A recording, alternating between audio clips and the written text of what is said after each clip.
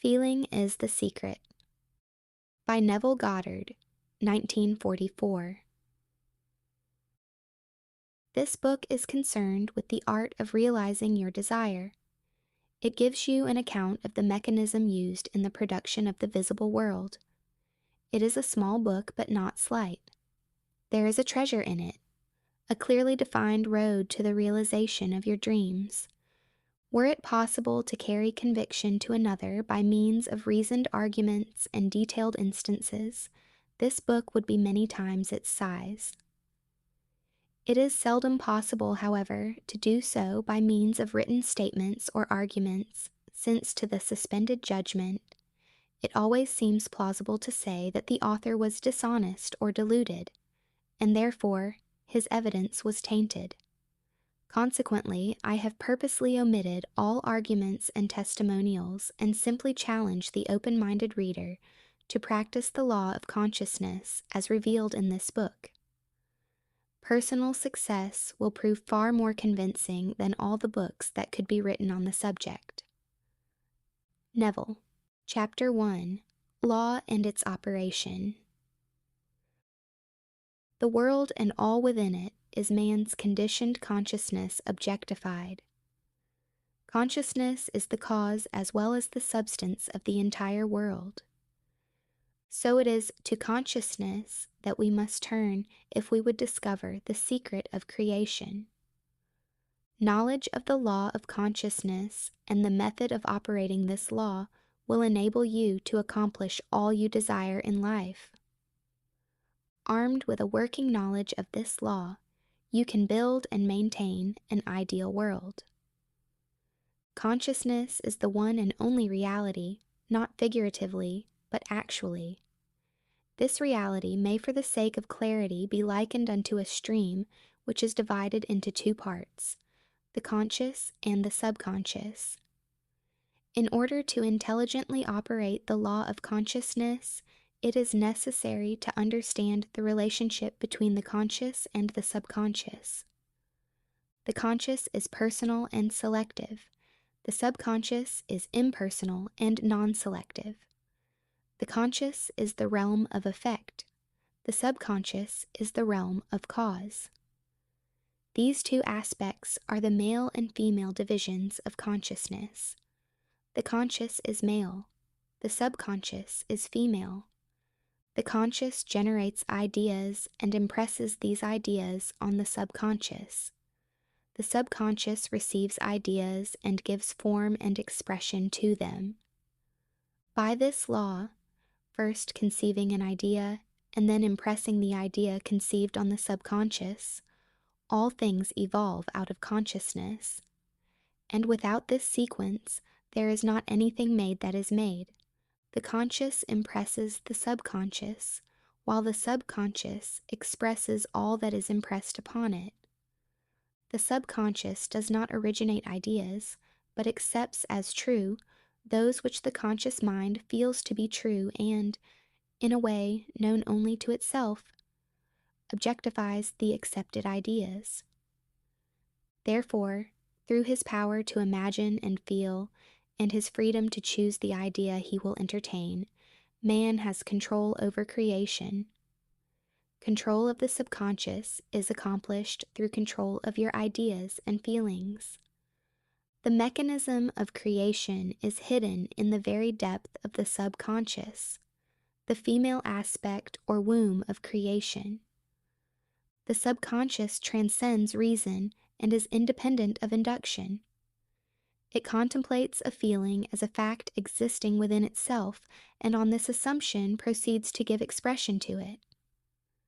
The creative process begins with an idea, and its cycle runs its course as a feeling, and ends in a volition to act. Ideas are impressed on the subconscious through the medium of feeling. No idea can be impressed on the subconscious until it is felt, but once felt, be it good, bad, or indifferent, it must be expressed. Feeling is the one and only medium through which ideas are conveyed to the subconscious. Therefore, the man who does not control his feeling may easily impress the subconscious with undesirable states. By control of feeling is not meant restraint or suppression of your feeling, but rather the disciplining of self to imagine and entertain only such feeling as contributes to your happiness. Control of your feeling is all important to a full and happy life. Never entertain an undesirable feeling, nor think sympathetically about wrong in any shape or form. Do not dwell on the imperfection of yourself or others. To do so is to impress the subconscious with these limitations. What you do not want done unto you, do not feel that it is done unto you or another. This is the whole law of a full and happy life. Everything else is commentary. Every feeling makes a subconscious impression, and, unless it is counteracted by a more powerful feeling of an opposite nature, must be expressed. The dominant of two feelings is the one expressed. I am healthy is a stronger feeling than I will be healthy. To feel I will be is to confess I am not. I am is stronger than I am not. What you feel you are always dominates what you feel you would like to be. Therefore, to be realized, the wish must be felt as a state that is rather than a state that is not. Sensation precedes manifestation and is the foundation upon which all manifestation rests. Be careful of your moods and feelings, for there is an unbroken connection between your feelings and your visible world. Your body is an emotional filter and bears the unmistakable marks of your prevalent emotions. Emotional disturbances, especially suppressed emotions, are the causes of all disease. To feel intensely about a wrong without voicing or expressing that feeling is the beginning of disease, dis-ease, in both body and environment. Do not entertain the feeling of regret or failure, for frustration or detachment from your objective results in disease. Think feelingly only of the state you desire to realize. Feeling the reality of the state sought, and living and acting on that conviction, is the way of all seeming miracles. All changes of expression are brought about through a change of feeling. A change of feeling is a change of destiny. All creation occurs in the domain of the subconscious. What you must acquire, then, is a reflective control of the operation of the subconscious, that is, control of your ideas and feelings. Chance or accident is not responsible for the things that happen to you, nor is predestined fate the author of your fortune or misfortune. Your subconscious impressions determine the conditions of your world. The subconscious is not selective, it is impersonal and no respecter of persons. Acts 10:34, Romans 2:11. The subconscious is not concerned with the truth or falsity of your feeling. It always accepts as true that which you feel to be true. Feeling is the assent of the subconscious to the truth of that which is declared to be true. Because of this quality of the subconscious, there is nothing impossible to man.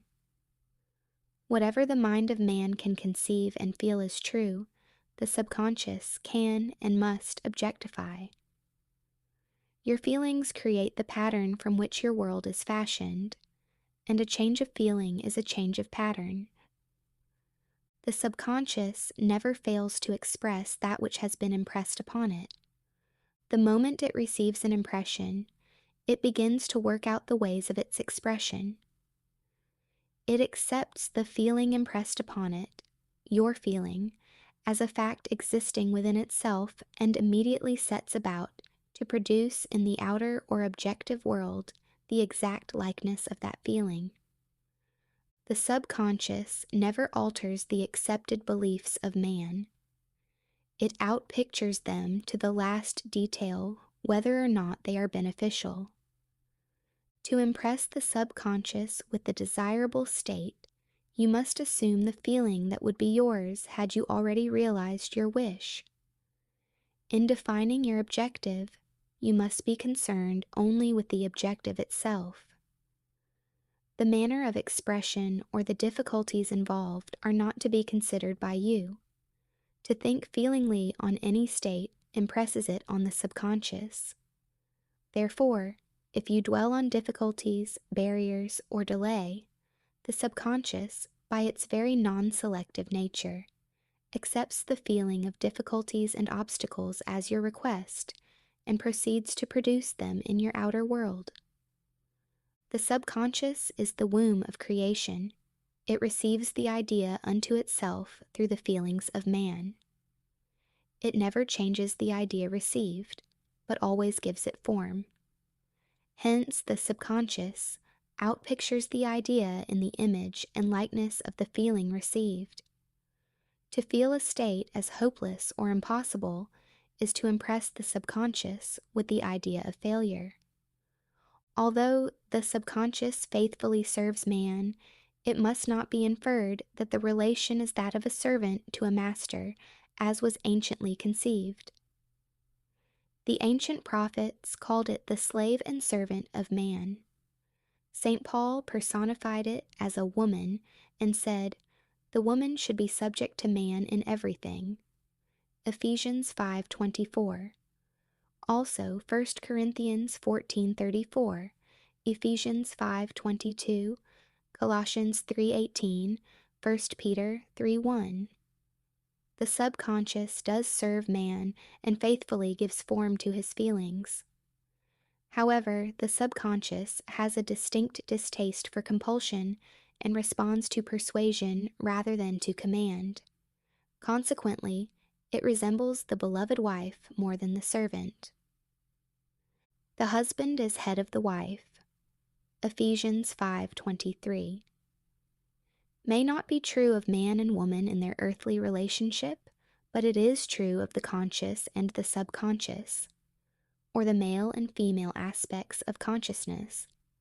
The mystery to which Paul referred when he wrote, "This is a great mystery," 5:32. "He that loveth his wife loveth himself," 5:28.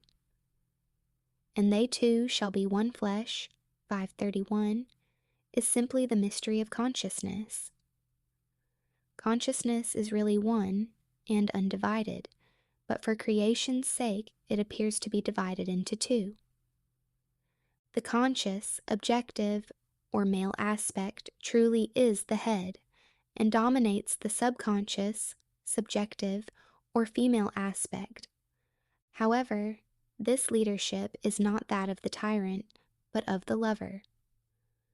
So by assuming the feeling that would be yours, were you already in possession of your objective, the subconscious is moved to build the exact likeness of your assumption.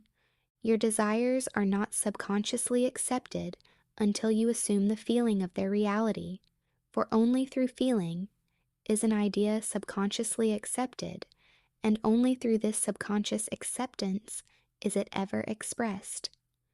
It is easier to ascribe your feeling to events in the world than to admit that the conditions of the world reflect your feeling. However, it is eternally true that the outside mirrors the inside.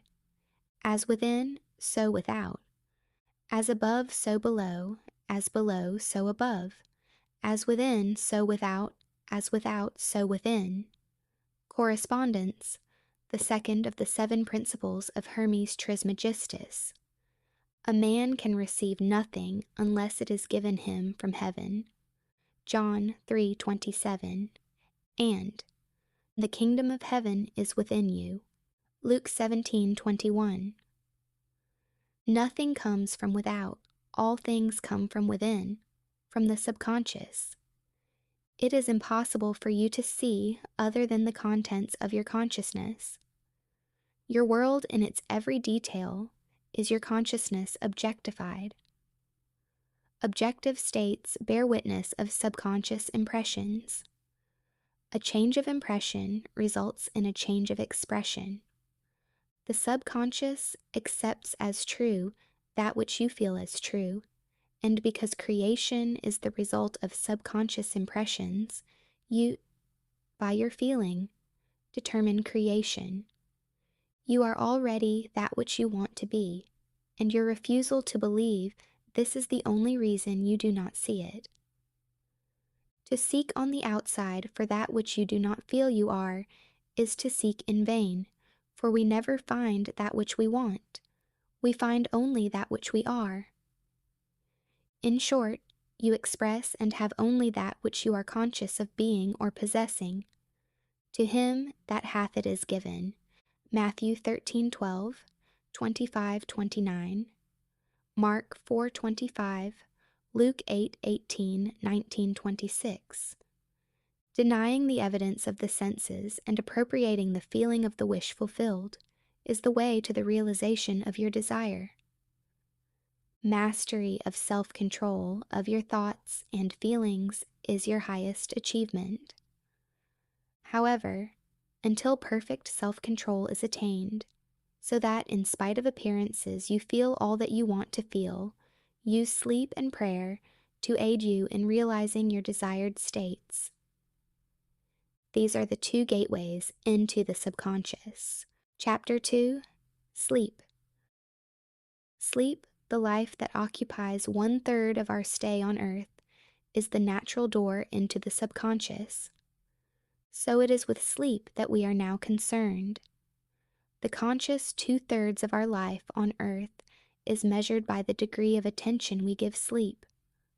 Our understanding of and delight in what sleep has to bestow will cause us, night after night, to set out for it as though we were keeping an appointment with a lover. In a dream, in a vision of the night, when deep sleep falleth upon men, in slumbering upon the bed, then he openeth the ears of men and sealeth their instruction. Job 33:15, 16. It is in sleep and in prayer, a state akin to sleep, that man enters the subconscious to make his impressions and receive his instructions. In these states, the conscious and subconscious are creatively joined. The male and female become one flesh. Sleep is the time when the male or conscious mind turns from the world of sense to seek its lover or subconscious self.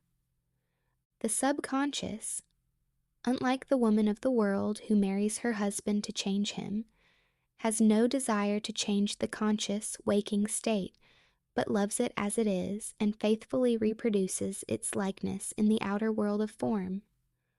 The conditions and events of your life are your children, formed from the molds of your subconscious impressions in sleep. They are made in the image and likeness of your innermost feeling, that they may reveal you to yourself. As in heaven, so on earth. Matthew 6:10, Luke 11:2. As in the subconscious, so on earth. Whatever you have in consciousness as you go to sleep is the measure of your expression in the waking 2/3 of your life on earth.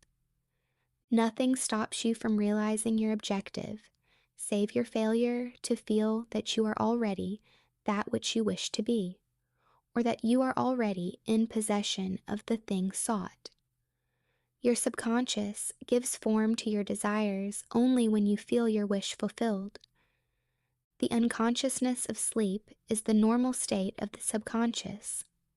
Because all things come from within yourself, and your conception of yourself determines that which comes, you should always feel the wish fulfilled before you drop off to sleep. You never draw out of the deep of yourself that which you want. You always draw that which you are, and you are that which you feel yourself to be, as well as that which you feel as true of others.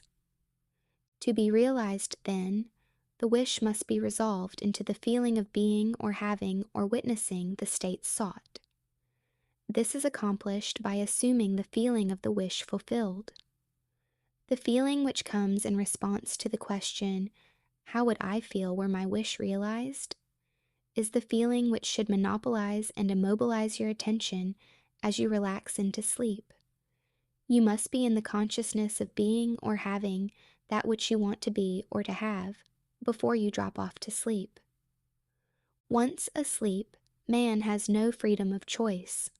His entire slumber is dominated by his last waking concept of self. It follows, therefore, that he should always assume the feeling of accomplishment and satisfaction before he retires in sleep. Come before me with singing and thanksgiving. Psalm 95, verse 2. Enter into his gates with thanksgiving and into his courts with praise. Psalm 100, verse 4.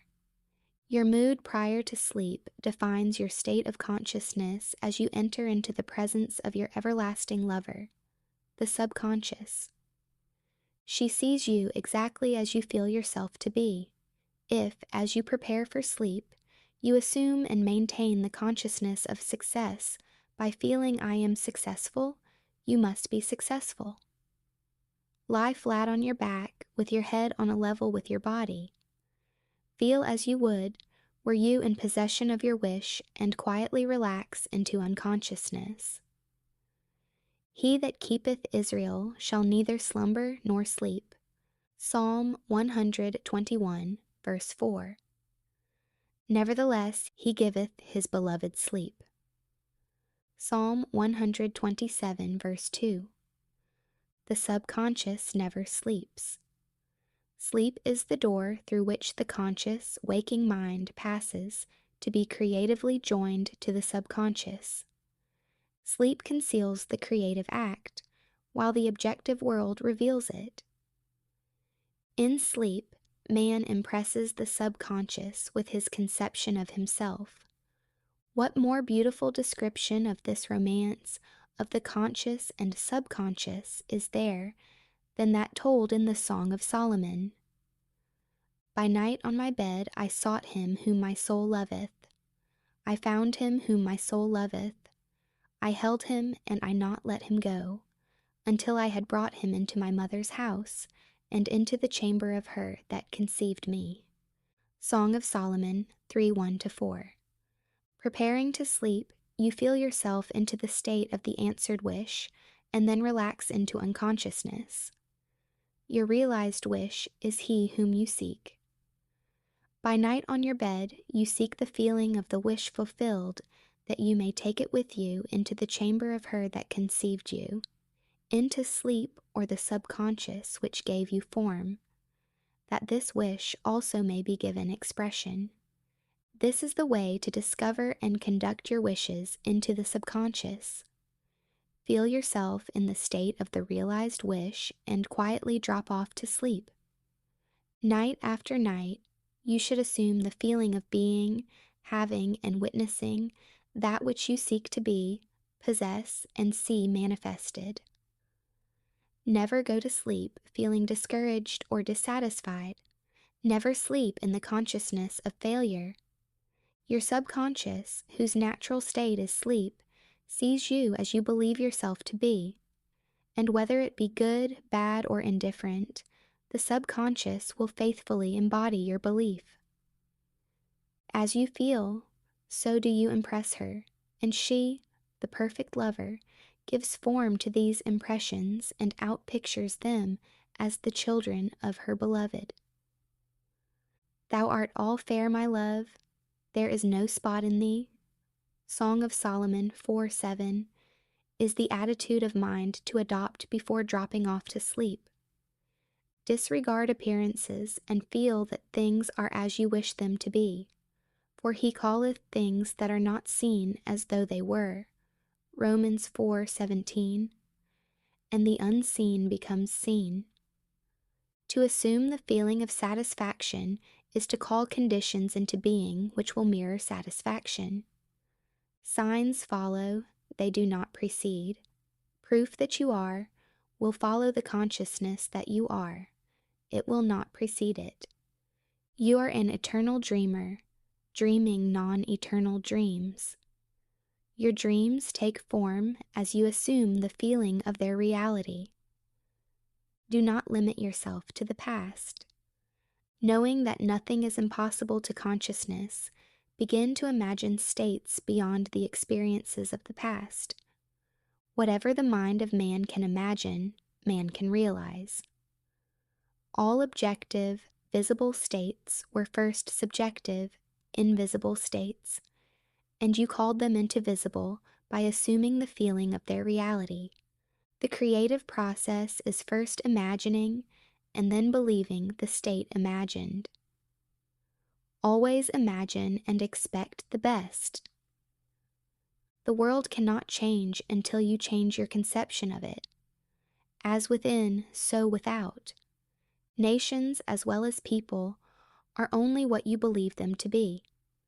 No matter what the problem is, no matter where it is, no matter whom it concerns, you have no one to change but yourself, and you have neither opponent nor helper in bringing about the change within yourself. You have nothing to do but convince yourself of the truth of that which you desire to see manifested. As soon as you succeed in convincing yourself of the reality of the state sought, results follow to confirm your fixed belief. You never suggest to another the state which you desire to see him express. Instead, you convince yourself that he is already that which you desire him to be. Realization of your wish is accomplished by assuming the feeling of the wish fulfilled. You cannot fail unless you fail to convince yourself of the reality of your wish. A change of belief is confirmed by a change of expression. Every night as you drop off to sleep, feel satisfied and spotless, for your subjective lover always forms the objective world in the image and likeness of your conception of it, the conception defined by your feeling. The waking 2/3 of your life on earth ever corroborates or bears witness to your subconscious impressions. The actions and events of the day are effects, they are not causes. Free will is only freedom of choice. Choose ye this day whom ye shall serve. Joshua 24:15 is your freedom to choose the kind of mood you assume, but the expression of the mood is the secret of the subconscious. The subconscious receives impressions only through the feelings of man, and, in a way known only to itself, gives these impressions form and expression. The actions of man are determined by his subconscious impressions. His illusion of free will, his belief in freedom of action, is but ignorance of the causes which make him act. He thinks himself free because he has forgotten the link between himself and the event. Man awake is under compulsion to express his subconscious impressions. If in the past he unwisely impressed himself, then let him begin to change his thought and feeling, for only as he does so will he change his world. Do not waste one moment in regret, for to think feelingly of the mistakes of the past is to reinfect yourself. Let the dead bury the dead. Matthew 8:22, Luke 9:60. Turn from appearances and assume the feeling that would be yours were you already the one you wish to be. Feeling a state produces that state. The part you play on the world's stage is determined by your conception of yourself.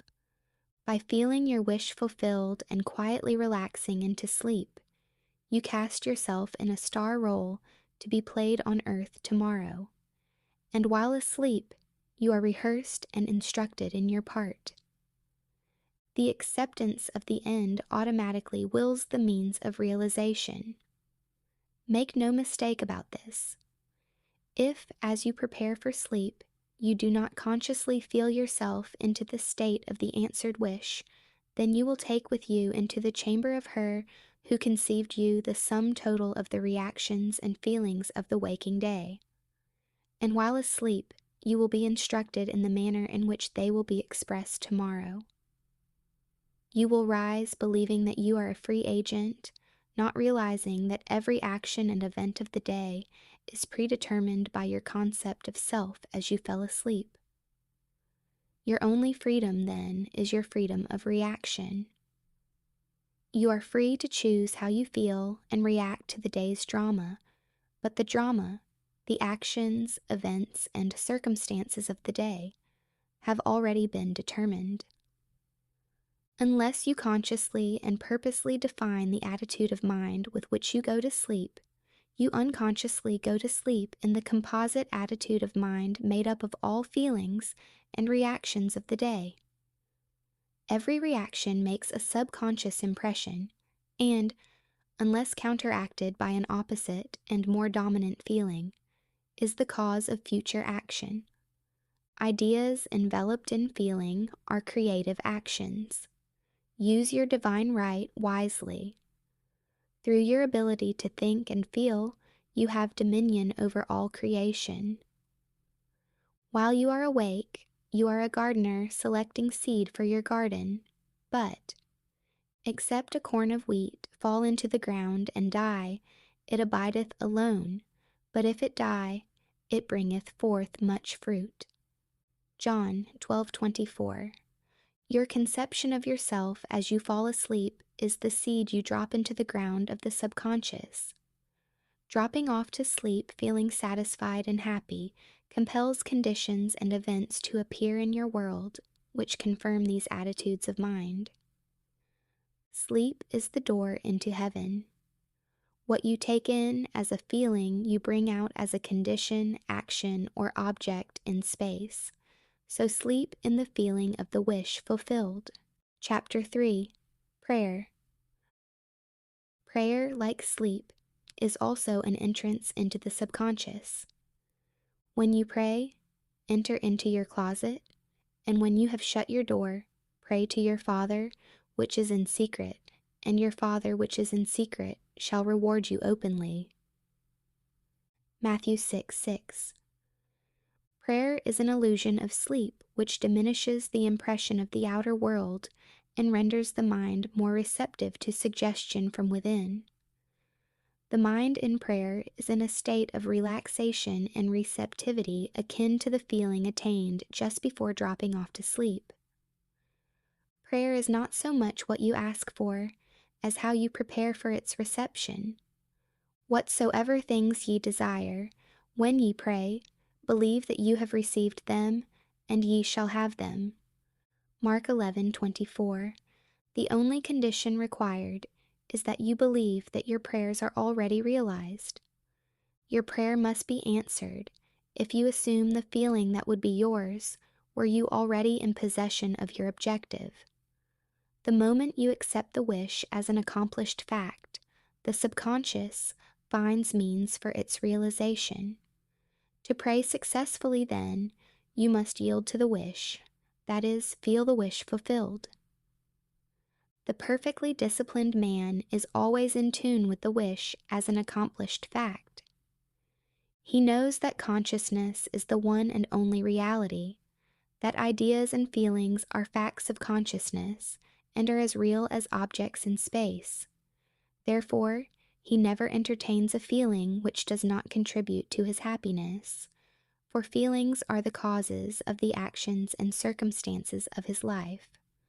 On the other hand, the undisciplined man finds it difficult to believe that which is denied by the senses and usually accepts or rejects solely on appearances of the senses. Because of this tendency to rely on the evidence of the senses, it is necessary to shut them out before starting to pray, before attempting to feel that which they deny. Whenever you are in the state of mind, I should like to, but I cannot. The harder you try, the less you are able to yield to the wish. You never attract that which you want, but always attract that which you are conscious of being. Prayer is the art of assuming the feeling of being and having that which you want. When the senses confirm the absence of your wish, all conscious effort to counteract this suggestion is futile and tends to intensify the suggestion. Prayer is the art of yielding to the wish and not the forcing of the wish. Whenever your feeling is in conflict with your wish, feeling will be the victor. The dominant feeling invariably expresses itself. Prayer must be without effort. In attempting to fix an attitude of mind which is denied by the senses, effort is fatal. To yield successfully to the wish as an accomplished fact, you must create a passive state, a kind of reverie or meditative reflection similar to the feeling which precedes sleep. In such a relaxed state, the mind is turned from the objective world and easily senses the reality of a subjective state. It is a state in which you are conscious and quite able to move or open your eyes, but have no desire to do so. An easy way to create this passive state is to relax in a comfortable chair or on a bed. If on a bed, lie flat on your back with your head on a level with your body. Close the eyes and imagine that you are sleepy. Feel, I am sleepy, so very sleepy. In a little while, a far-away feeling accompanied by a general lassitude and loss of all desire to move envelops you. You feel a pleasant, comfortable rest, and not inclined to alter your position, although under other circumstances you would not be at all comfortable. When this passive state is reached, imagine that you have realized your wish. Not how it was realized, but simply the wish fulfilled. Imagine in picture form what you desire to achieve in life. Then feel yourself as having already achieved it. Thoughts produce tiny little speech movements which may be heard in the passive state of prayer as pronouncements from without. However, this degree of passivity is not essential to the realization of your prayers. All that is necessary is to create a passive state and feel the wish fulfilled. All you can possibly need or desire is already yours. You need no helper to give it to you. It is yours now. Call your desires into being by imagining and feeling your wish fulfilled. As the end is accepted, you become totally indifferent as to possible failure, for acceptance of the end wills the means to that end. When you emerge from the moment of prayer, it is as though you were shown the happy and successful end of a play, although you were not shown how that end was achieved. However, having witnessed the end, regardless of any anticlimactic sequence, you remain calm and secure in the knowledge that the end has been perfectly defined. Chapter 4. Spirit, Feeling. Not by might nor by power, but by my Spirit, saith the Lord of hosts. Zechariah 4:6. Get into the spirit of the state desired by assuming the feeling that would be yours were you already the one you want to be. As you capture the feeling of the state sought, you are relieved of all effort to make it so, for it is already so. There is a definite feeling associated with every idea in the mind of man. Capture the feeling associated with your realized wish by assuming the feeling that would be yours, were you already in possession of the thing you desire, and your wish will objectify itself. Faith is feeling.